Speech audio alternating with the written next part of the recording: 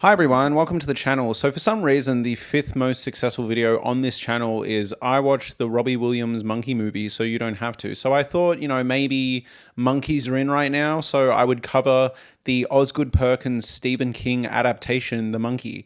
The reason I want to cover this today is because I actually kind of really rate it. I really love it, and it hasn't left my brain since I saw it. I feel like everyone's been really harsh. Going into this movie, I heard just don't take it seriously, don't it's just a comedy, it's just funny, stupid fun, and after Longlegs, which was so serious and drab, this is just a fun time at the movies. And what's interesting is I kind of had the polar opposite reaction. I thought all the jokes in this movie, for the most part, didn't land for me. I didn't find the deaths particularly funny. But what I did leave with, weirdly enough, was how eerie and uncomfortable this premise is. So for those of you who don't know, it's a very simple setup, right? Two twin brothers basically come into possession of a monkey that when you wind it up and it finishes playing the drums, someone will randomly die. And that is the premise, right? So they're how do we handle this? How do we get rid of this monkey? They try and chop it up, they try and throw it down a well, and no matter what, the monkey kind of just shows up and follows them around. Everybody dies.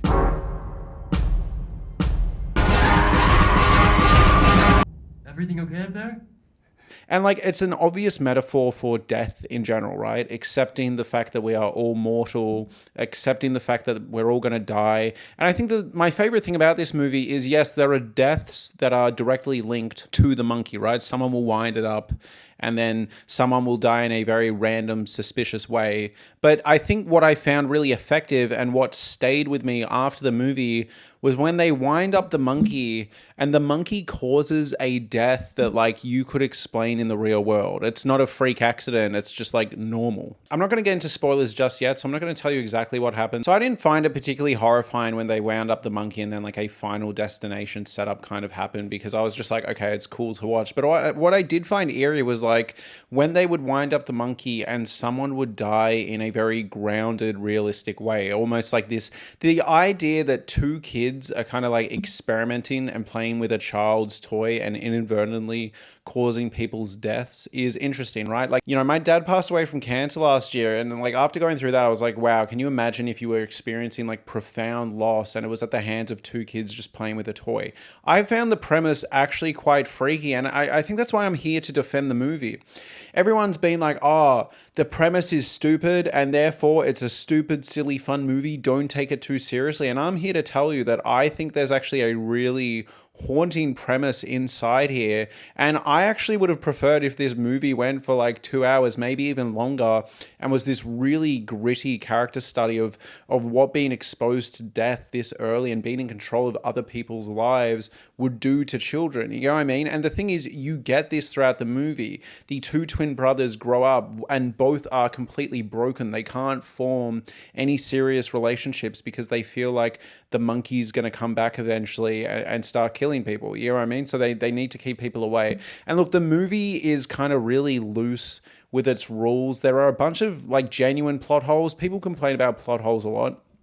This movie is actually full of them, how it works. There was confusion with me about they take away the key at some point, but the monkey keeps going anyway.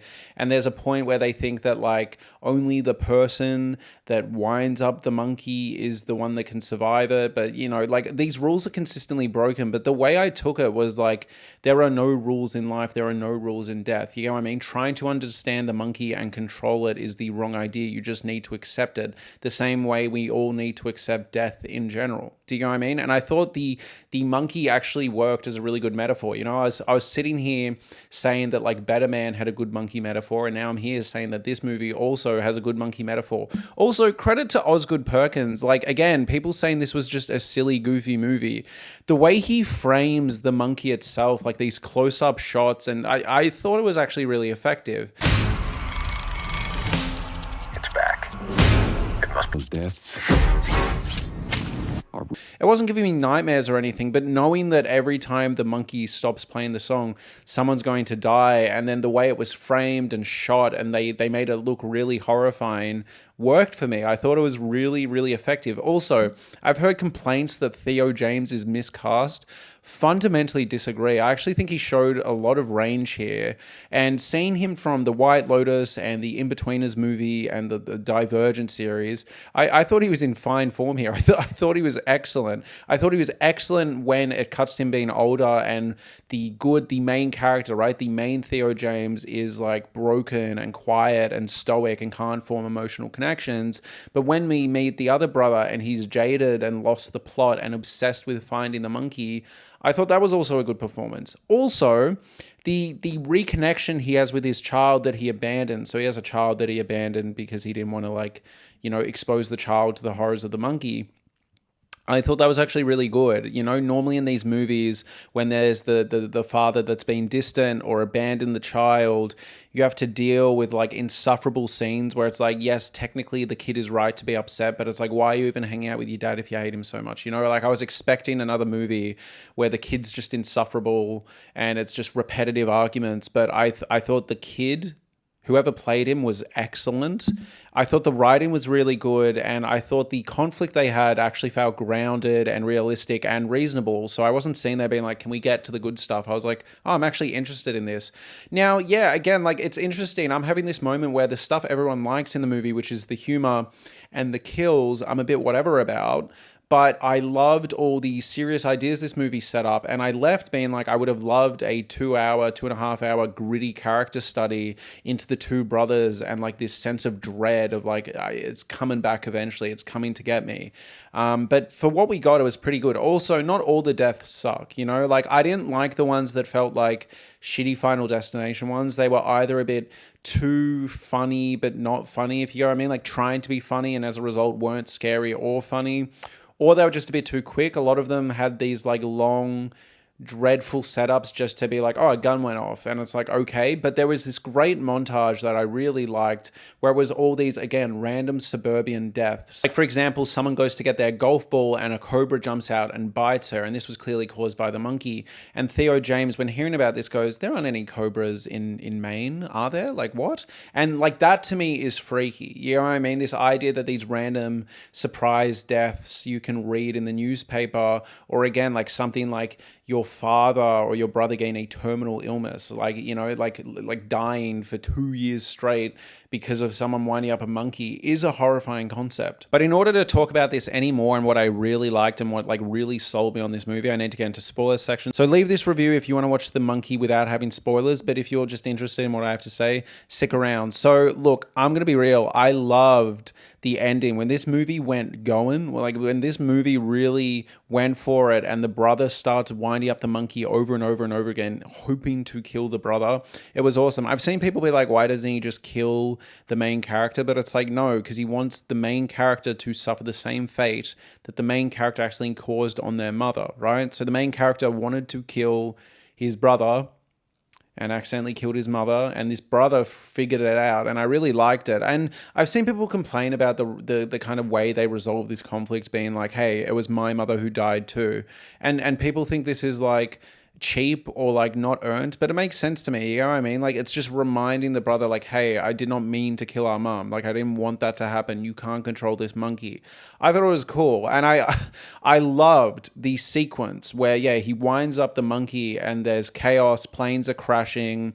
Again, I love a movie that commits to the bit. I love a movie that just goes, we've got this crazy premise and we're going to go for it. So people are crashing through the sky, he opens the window, there's explosions everywhere. This is where you got a lot of the insane visuals from the movie, and this was my only big complaint of the movie. When you watch the trailer, which I'll play here, when you watch the trailer and you see this baby's stroller on fire or this woman's head on fire, like, oh my god, like horrifying imagery. So I was expecting this movie to be funny, but with really dark, horrifying moments. And when you get to the moment where the woman's head is on fire, that was a death that felt really cheap and campy and not funny or scary to me.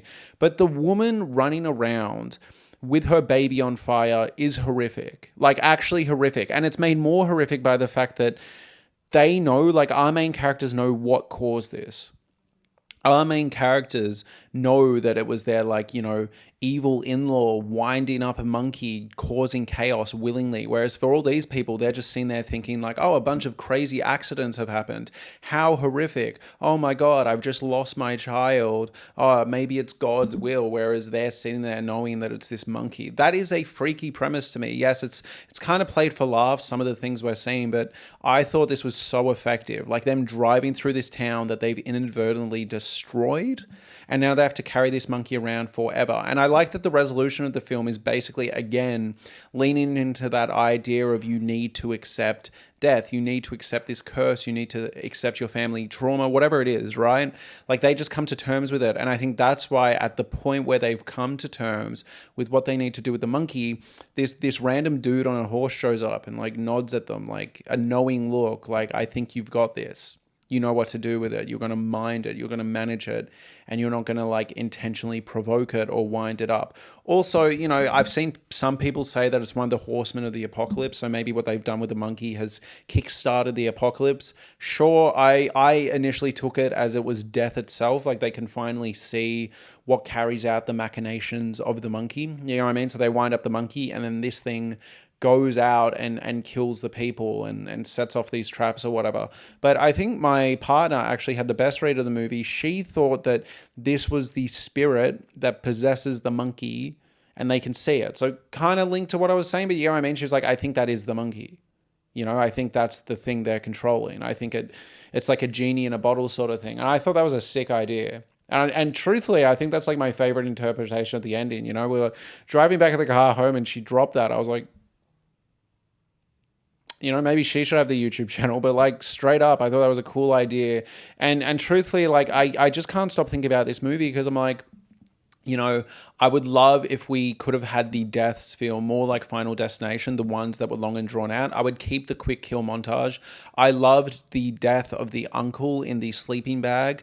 But yeah, some of the deaths didn't work for me. The one in the pool was a bit shitty, and the one with the auntie was a bit shitty. But aside from that, loved all the kills, loved how it was paced. I actually really appreciated that the movie was two chunks. I thought the two kids were good actors. I thought when the twins were younger, it was a really interesting movie. And I thought when the kids were older, it was a really interesting movie. And I don't think we come across this too often. Tight 90-minute movies that are well made, with intention, with good, clear direction. And truthfully, it's one of the only movies I've seen in a while where I'm like, I could have done with an extra hour of that. You know, make it, I would have preferred it to be this gritty character study of broken men that can't handle relationships or grief.